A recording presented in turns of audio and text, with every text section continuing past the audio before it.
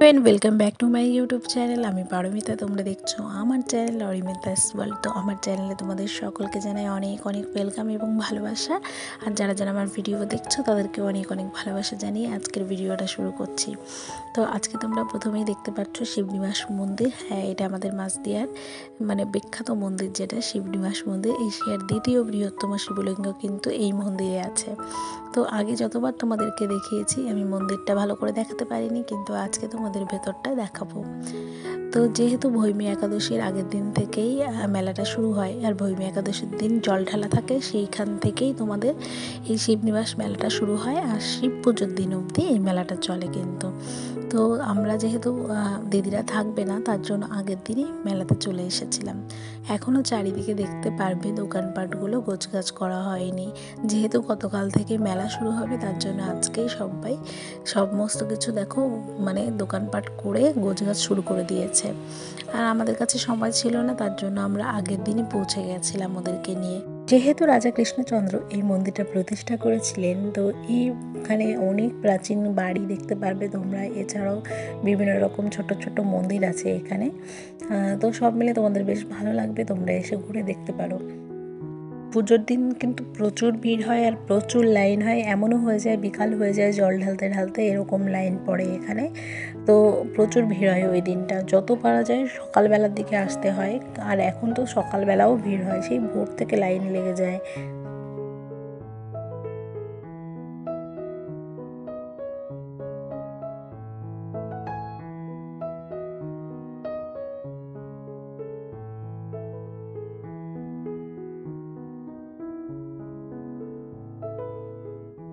এটা হচ্ছে মেইন মন্দির। এখন আমরা মন্দিরের সিঁড়ি দিয়ে ভেতরে চলে যাচ্ছি। তো মন্দিরে এখনও দেখো রং করার কাজ চলছে, এখনও কিন্তু কাজ শেষ হয়নি।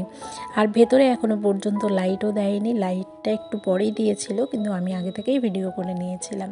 তো লাইটের ব্যবস্থা সেরকম ছিল না, তার জন্য অন্ধকার লাগছে। আর এই যে উপরটা তোমাদের দেখিয়ে দিই, পুরো এক ঢালা ছাদ দেখতে পাচ্ছ, পুরো রাউন্ড যতটা মন্দির দেখা যায়। তো এই হচ্ছে আমাদের ভগবান, দেবতার মূর্তি, শিবলিঙ্গ, সেটা তোমাদের দেখিয়ে দিলাম। আর কতটা বড় তোমরা সেটা বুঝতেই পারছো। ওইদিকে সিঁড়ি করে দেওয়া আছে, তো সিঁড়ির ওপর দিয়ে উঠে তোমাদেরকে জল ঢালতে হয়। আর ওইদিকে আরেকটা গেট ছিল, সেটাও দেখিয়ে দিলাম। আর চারিপাশে এবার কিন্তু আটকে দিয়েছে ভেতরে, যাতে মেইন গেটটা দিয়ে প্রবেশ করা যায় আর ওই গেটটা দিয়ে বাইরে বেরোনো যায়। আর পেছন সাইডেও দেখো এখনও দোকানপাট গোছগাছ করা হচ্ছে। তো এখনও কিন্তু মেলা শুরু হয়নি, যে কারণে কালকে শুরু, তার জন্য আজকে থেকেই সব কিছু গোছগাছ করা হচ্ছে। আর এখানে দেখতে পারবে এখনও কিন্তু কালারের কাজ চলছে চারিপাশ দিয়ে, ওই জন্য মন্দিরে বাঁশ বাঁধা রয়েছে, রং করাটা শেষ হয়নি। তো মন্দিরের সাইডে যে পার্কটা আছে, সেই পার্কটা এখন বন্ধ হয়ে গেছে, যেহেতু 5টার বেশি বাজে, তো তার জন্য আর যেতে পারলাম না। আর এই মন্দিরের একটা বিশেষত্ব, এই মেলাতে একটা বিশেষত্ব, সেটা হচ্ছে এই যে খই, এটা বোধহয় গ্যামার খই। তো এই খইটা হচ্ছে বিখ্যাত খই এই মেলার। তো এই খইটা যেই আসে এই মেলায়, এই খইটা কিন্তু মাস্ট সে নেবেই। তো এখানে হচ্ছে গরম গরম করে ভাজা হচ্ছে খই, আর তারপরে এখান থেকেই বিক্রি হয়ে যায়। আর এখানেই সমস্ত কিছু প্যাকিং হয়। এছাড়া দেখবে কর্ন আছে, আরও কী আছে, সেগুলো সমস্তটাই এরাই ভেজে একদম প্যাক করে বিক্রি করে।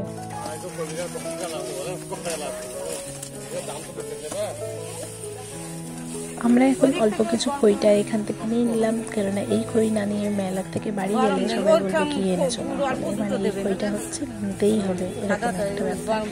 তো এখানে হচ্ছে গ্যামা দিয়ে তৈরি খই। আর এই যে যারা আছে, এরা প্রায় 15 দিন 20 দিন এখানেই থেকে সমস্তটা বিক্রি করবে। আর এরকম চারিদিকে সারাদিন ধরে ভাজবে, আর খই এক সাইড দিয়ে বিক্রি হতেই থাকবে। তো এখানে প্রচুর দোকানপাট আছে। আর এই শিবনিবাস মেলা একটা বিখ্যাত মেলা, বলার মতো নয়।